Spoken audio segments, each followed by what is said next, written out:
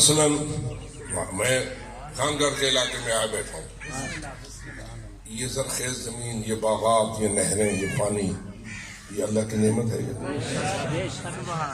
جی، لیکن یہ اعلیٰ زرخیز باغات یہ بڑی نعمت ہے، یہ حب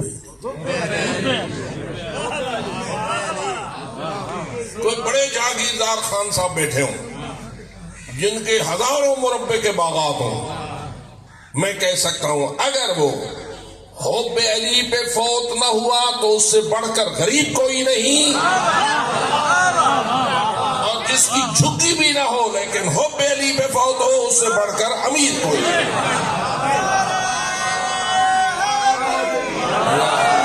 چمن چمن کلی کلی، نگر نگر گلی گلی، ولی ولی وسیع وسیع، نعرہ حیدری،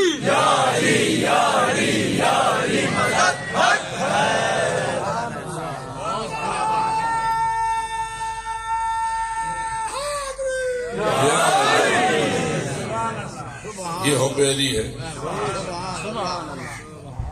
اس کے مقابلے میں کیا ہے؟ بغض علی۔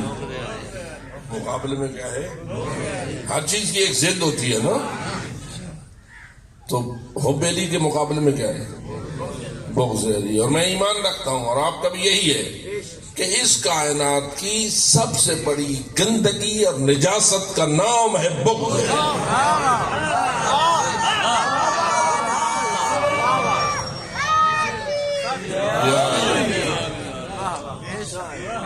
کتنی بڑی نعمت آپ کو نصیب ہے۔ کیا خیال ہے اس نعمت کا کچھ شکریہ بھی ادا ہونا چاہیے؟ قرآنی فارمولہ ہے، قرآن کا کلیہ قاعدہ ہے، فرماتا ہے لئن شکرتم لأزیدنکم وَلَئِن كَفَرْتُم مِّنْ عَذَابِي لَشَدِيدٌ، اگر تم میری دی ہوئی نعمت کا شکر ادا کرتے جاؤ گے میں نعمت بڑھاتا جاؤں گا۔ یہ کلیہ قاعدہ ہے، اللہ نے یہ قاعدہ کلیہ ہمیں دے دیا ہے کہ تم میری نعمت کا شکر بڑھاتے جاؤ میں انعام میں اضافہ کرتا چلاؤں گا۔ لیکن اگر تم ناشکرے ہو گئے،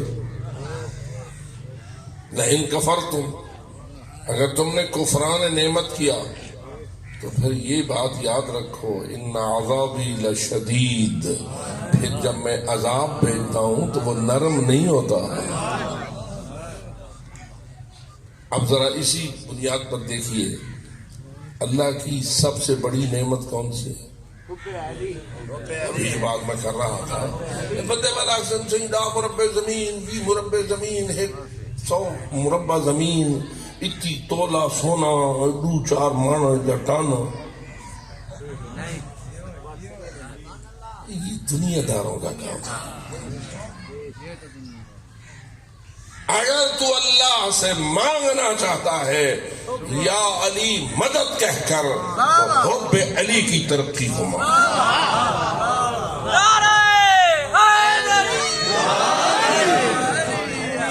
اچھا یہ بات نہیں، اگر آپ ناراض نہ ہوں تو توجہ دے رہا ہوں، یہ حب علی ایک جگہ رکی رہتی ہے یا اس میں اضافہ بھی ہو سکتا ہے؟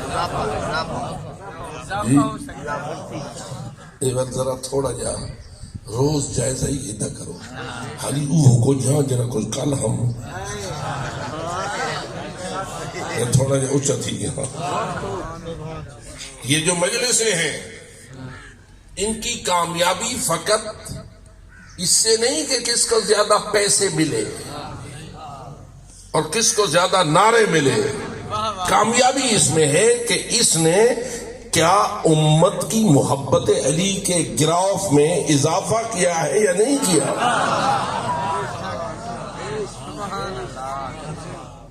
مجلس کی کامیابی اس میں ہے کہ ہر مجلس تیری حب علی کے درجے کو بڑھائے۔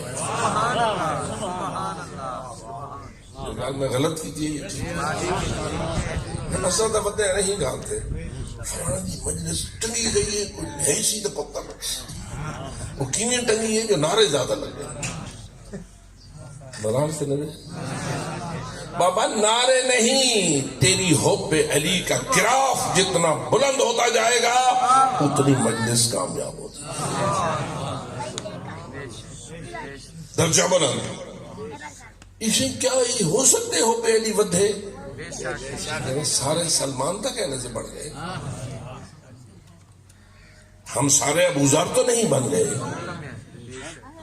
ہم سارے میثم تمار تو نہیں بن گئے. اس کا مطلب یہ ہوا کہ سلمان کے درجے تک پہنچنے کے لیے تجھے کچھ اور شکر محبت علی انجام دینا ہوگا. ویسے یہ محبت علی جو آپ کو نصیب ہوئی ہے اس کا بھی کوئی سبب ہوگا. یہی نہیں نصیب تھی. اگر ایسے ہی ہوتی تو چاروں طرف تجھے ہر کوئی محب علی نظر آتا. کان گاڑ اس کا یہ ہے جن کے دل میں حب علی نہیں. رو نہیں خیر تو آتے ہے نا. ایسے لوگ ہیں کہ جن کے دل میں حب علی نہیں ہے، اور اللہ نے آپ پہ یہ فضل کیا ہے وَذَلِكَ فَضْلُ اللَّهِ يُؤْتِيهِ مَن يَشَاءُ وَاللَّهُ ذُو الْفَضْلِ. کیا یہ فضل خدا ہے یا نہیں کہ آپ کو حب علی دی ہے اللہ نے؟ لیکن اللہ بھی کسی سبب کے تحت دیتا ہے یا ایویں دے دیں گے؟ تو کبھی ذرا گھر بیٹھ کے غور کرنا، میں جو محب علی ہو گیا ہوں اس محب علی ہونے کا سبب کون بنا؟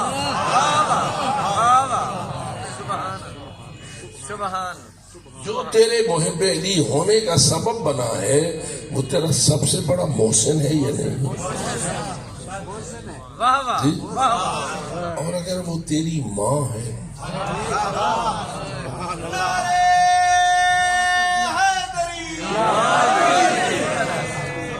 اگر وہ تیری والدہ گرامی قدر ہے کہ اس نے تجھے وہ دودھ پلایا ہے اس میں حب علی موجود ہے.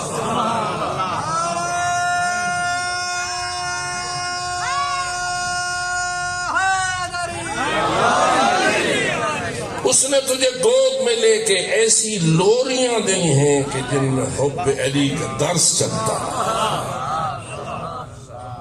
ان ماؤں سے کہہ دو فقط اولاد نہ مانگو، اولاد کے دل میں حب علی کا بیج کاشت کرنے کا درس بھی سیکھو. وہ زمانہ لگ نہ جائے، پرانا نہ ہو جائے کہ جب مائیں گود میں لے کے لوری میں ذکر علی کیا کرتی تھی.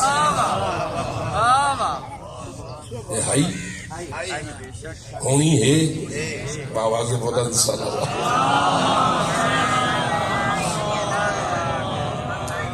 میں متوجہ کرنا چاہتا ہوں آج کل کا دور بچیوں کو تعلیم دینے کا دور ہے. F A, B A, M A, P H D دختران ہو رہی ہیں یا نہیں؟ اور حکومت اس بات پر فخر کر رہی ہے کہ ہم نے دیہات کے دور علاقوں میں کالج بنائے ہیں، یونیورسٹیاں بنائی ہیں. بناؤ، لیکن آپ سے میری یہ اپیل ہے کراؤ بی اے، کراؤ ایم اے، لیکن ان بی اے ایم اے بچیوں کو سکھاؤ کہ اپنے بچوں کو علی کا محب کیسے بنانا ہے.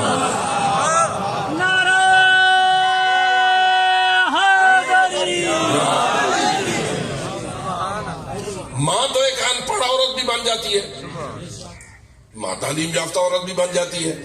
اللہ کا نظام تو ہے نا.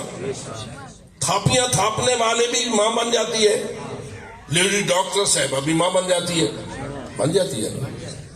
لیکن یہ جو ماں کے قدموں میں جنت ہے یہ کون سی ماں ہے؟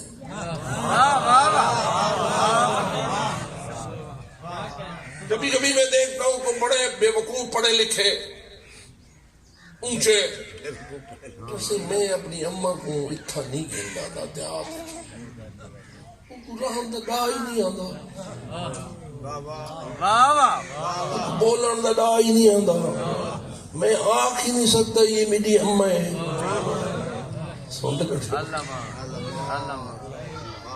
اس تعلیم سے بچ جو تجھے ماں کو ماں کہنے اور ماں کی عزت کرنے سے روکے، وہ تعلیم نہیں، وہ جہالت ہے۔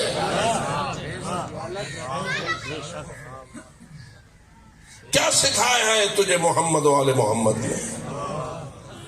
تیری ماں اگر تعلیم یافتہ ہو اس کے قدموں میں جنت ہے، اور اگر تھاپیاں تھاپنے والی ہو اس کے قدموں میں اسی کے۔ یہ ماں بنانے کا اختیار کس کے پاس ہے؟ اللہ نے یہ اختیار اپنے ہاتھ میں رکھا ہے۔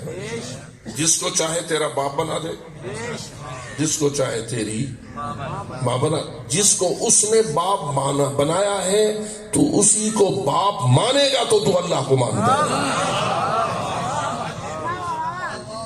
جس بیوی کو اس نے تیری ماں بنایا ہے، اگرچہ کہ وہ گوبر صاف کرنے والی خاتون کیوں نہ ہو، تیرا فرض ہے اسی کو ماں مان تو اللہ کو مانتا ہے۔ کیونکہ ماں کو ماں بنانا کس کا اختیار ہے؟ اور باپ کو باپ بنانا کس کا اختیار ہے؟ بتا کہ میرا پیو تو حل بہن ہے، میں کی آنکھ میرا بہن۔ یہ انتہائی گھٹیا سوچ ہے، اس کا دین اسلام اور قرآن سے کوئی تعلق نہیں۔ آخری فیصلہ یہ ہے، جس مرد کو اللہ نے تیرا باپ بنایا تو لا الہ الا اللہ تب مانتا ہے جب اس کے قدموں میں جھکے۔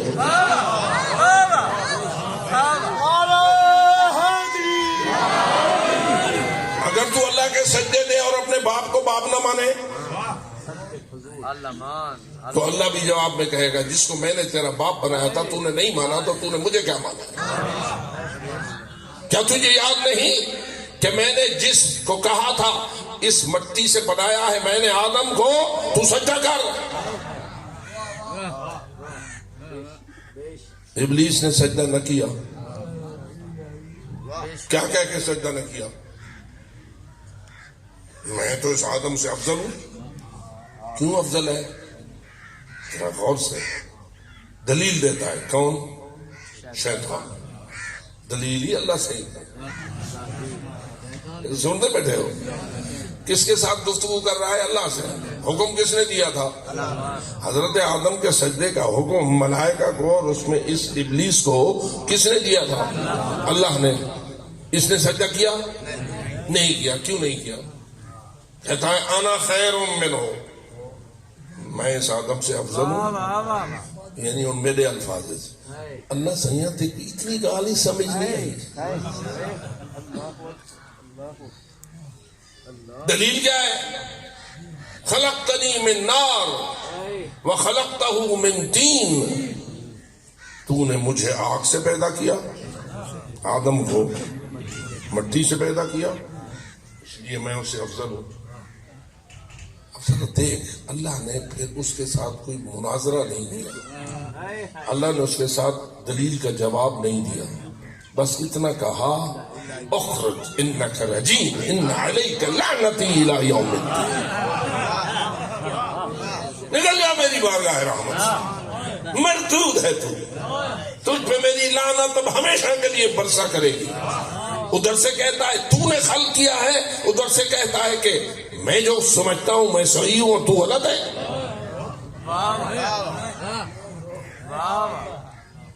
سمجھتے پہ دماغ پھٹا تھی گئے نا تمہارے خالق نالی جنگ سے کہتے ہیں۔ نعرہ تکبیر، اکبر، نعرہ رسالت، نعرہ حیدری۔ یہ اللہ صحیح نے کیڑا حکم ملنا چاہیے؟ سبحان، ہر حکم، ول سوچ کے لو، نہیں ول سوچ کے لو، یہ ول ہی سوچ کے لو، کیوں کہیں کہیں ویلے بندے ڈنگے تھی اللہ امان دے اور اپنی نافرمانی کو بھی جائز بناتے ہیں، کرتے ہیں اللہ کی نافرمانی اور پھر کوئی نہ کوئی بہانہ ڈھونڈتے ہیں، دلیل دینے کی کوشش کرتے ہیں جو اللہ کے حکم کے مقابلے میں اپنے اپنی دلیل پیش کرے وہی تو شیطان ہوتا ہے.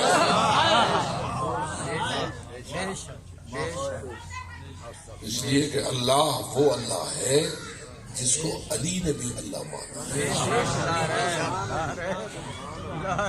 اللہ وہ اللہ ہے جسے محمد مصطفیٰ نے بھی اپنا اللہ مانا. بلکہ محمد و آل محمد نے جتنی قربانیاں دی ہیں اس اللہ کے لیے دی ہیں,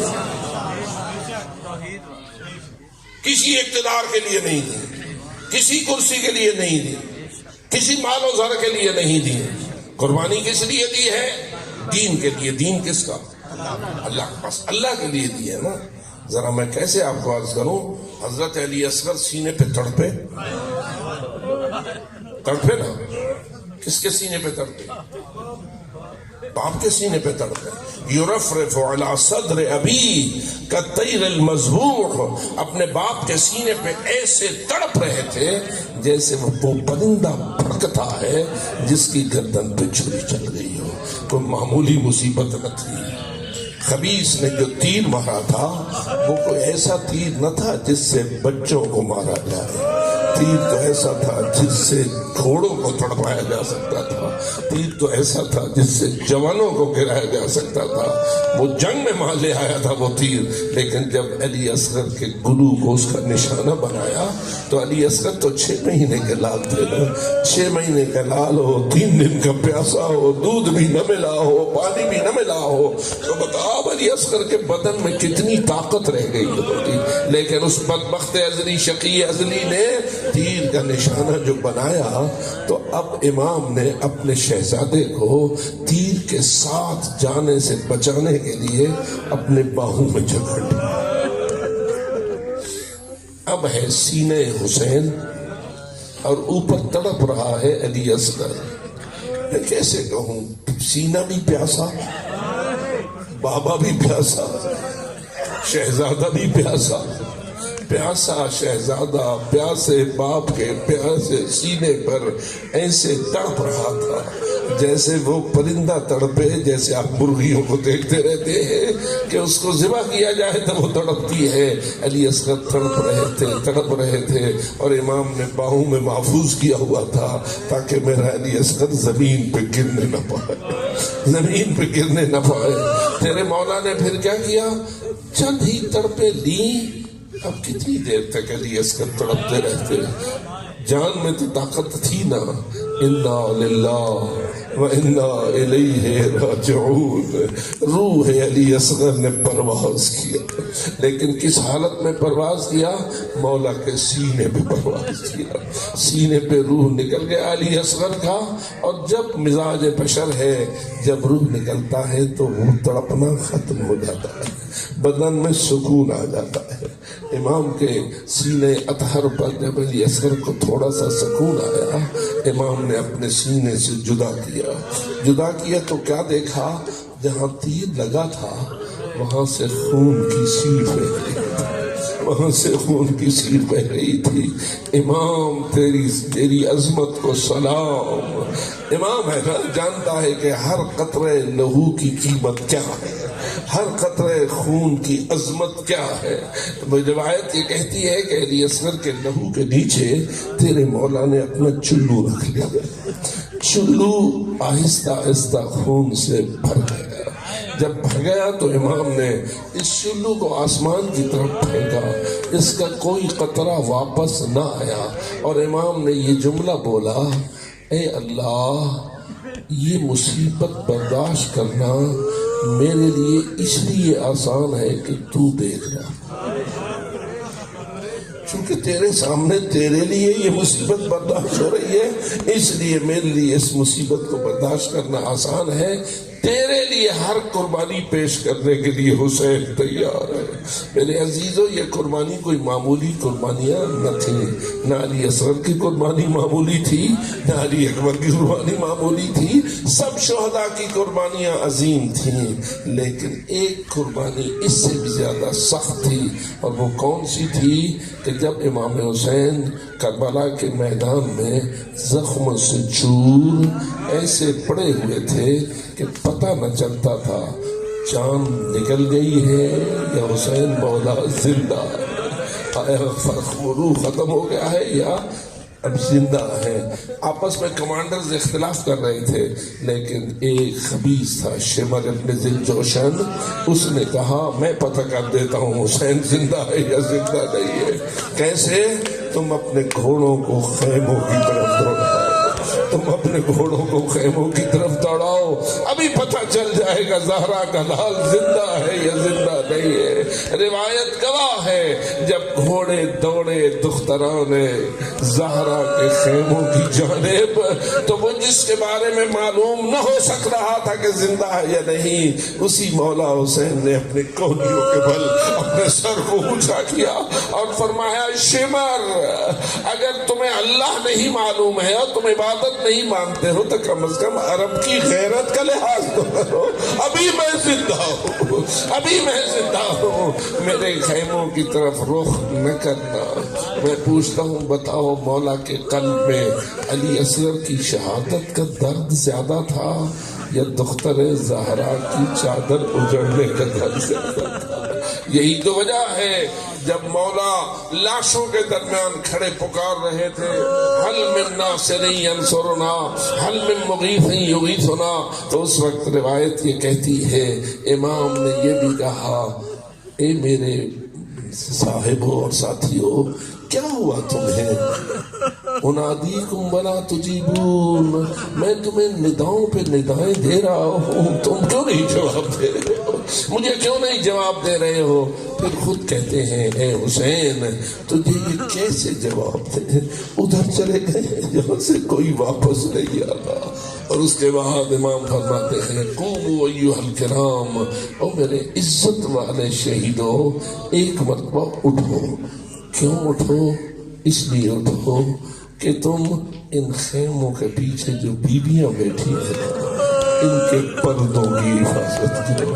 یہ سارے قاتل کبیرے ہیں، یہ سارے لئیم ہیں، میری شہادت کا ہونا ہے اور ان کمینوں نے میری بہنوں کے خیموں پہ ٹوٹنا ہے، اور تم اٹھو۔ لیکن میں کہوں گا اے میرے مولا آپ نے ان آنکھوں سے ظاہراً تو نہ دیکھا، اگر یہ چادروں کا لٹنا دیکھا تو تیرے لخت جگر سجاد نے دیکھا، تیرے بیٹے امام زین العابدین نے دیکھا۔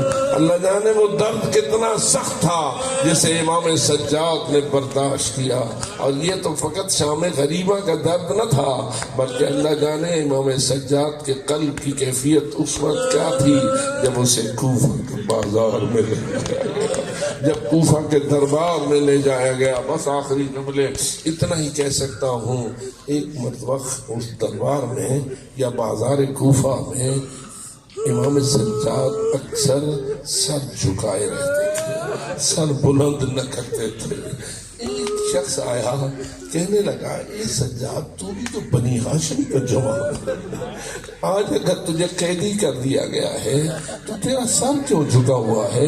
کل میں نے اسی کوفہ میں تمہارے بنی ہاشم کے ایک اور جوان کو دیکھا تھا جو قیدی تھا اور بعد کو شہید بھی کر دیا گیا، لیکن اس کا سر اونچا تھا، سینہ تنگ ہوا تھا، اب تیرا سر کیوں نیچا ہے؟ اس وقت امام سجاد نے کہا میں سمجھ گیا تیرا اشارہ مسلم ابن عقیل کی طرف، تو مجھے یہ کہنا چاہتا ہے مسلم بھی تو بنی ہاشم کا قیدی تھا اور اس پر دربار میں آیا تھا، لیکن اس کا تو سینہ تنا ہوا تھا، اس کا تو سر اونچا تھا، سجاد تیرا سر کیوں نیچا ہے؟ اس وقت امام نے کہا اے کہنے والے سچ کہتا ہے تو، مسلم کا سر بلند تھا کہ اس کے ساتھ کوئی پھپھیا، اس کے ساتھ کوئی بہنے بے مقدر چادر نہ تھی، میرا سر اس لیے جھکا ہوا ہے میں دیکھ رہا ہوں ساری بیویاں بے مقدر چادر اس دربار میں لائی گئی ہے۔ تو عزاداران گرامی قدر اللہ آپ کو حب آل محمد کا یہ موتی نصیب رکھے، اس کی حفاظت کرو۔ مجلسوں میں یہ رونا حب آل محمد کے بڑھانے کا وسیلہ بنتا ہے، یہ گریہ علی الحسین تیری محبت کے گراف کو بلند کرتا ہے۔ اللہ تعالیٰ کی ذات تجھے آل محمد کا سچا محب رہنے کی توفیق عطا فرمائے، اور دوسری چیز یہ کہ یہ محبت ہماری آل محمد کی اطاعت سے جدا نہیں ہونا چاہیے، اطاعت سے جدا نہیں ہونا چاہیے۔ جن کو ہم اپنا محبوب کامل سمجھتے ہیں ہمیں ان کا تابع دار بھی کامل طور پر ہونا چاہیے، اس لیے کہ وہ محبت جو اطاعت سے جدا ہو جائے وہ محبت سچی محبت نہیں ہوتی۔